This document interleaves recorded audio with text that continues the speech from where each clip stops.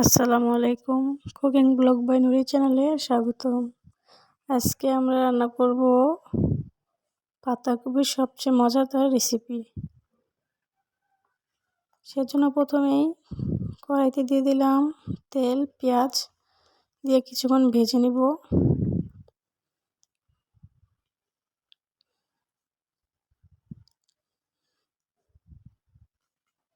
পেঁয়াজটা হালকা ভাজা হয়ে গেলে এখন দিয়ে দিব চিংড়ি মাছ।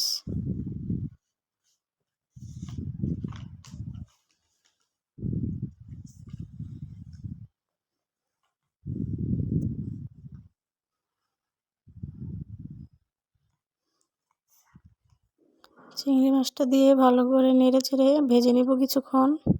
খুব বেশি ভাজা যাবে না, খুব বেশি ভাজলে চিংড়ি মাছটা শক্ত হয়ে যাবে।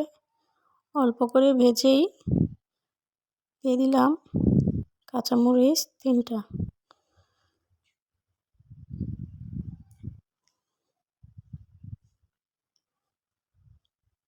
এখন কিছুটা পানি দিয়ে দিব।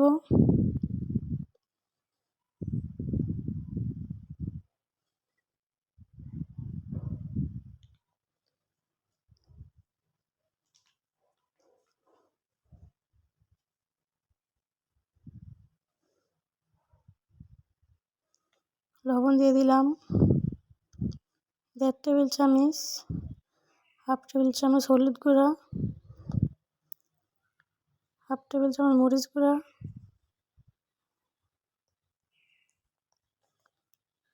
এবং 1 টেবিল চামচ ধনিয়া গুঁড়া দিয়ে ভালো করে নেড়েচেড়ে মিশিয়ে নিব এবং ভালো করে কষিয়ে নিব।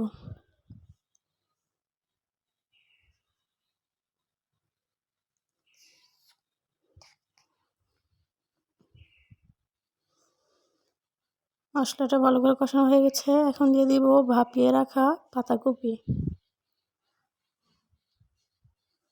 পাতাকপিটা আমি আগে একটু হালকা করে ভাপিয়ে নিয়েছিলাম, এতে পাতাকপির থেকে যে একটা গন্ধ আসে সেটা থাকবে না, খেতে খুব টেস্টি হবে। এখন ভালো করে নেড়েচেড়ে মিশিয়ে নিব।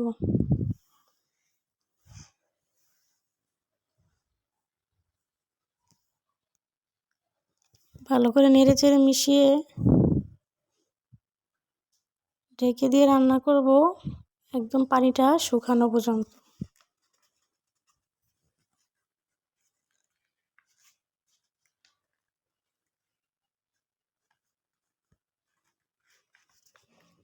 দেখেন পাতাকপির পানিটা শুকিয়ে গেছে।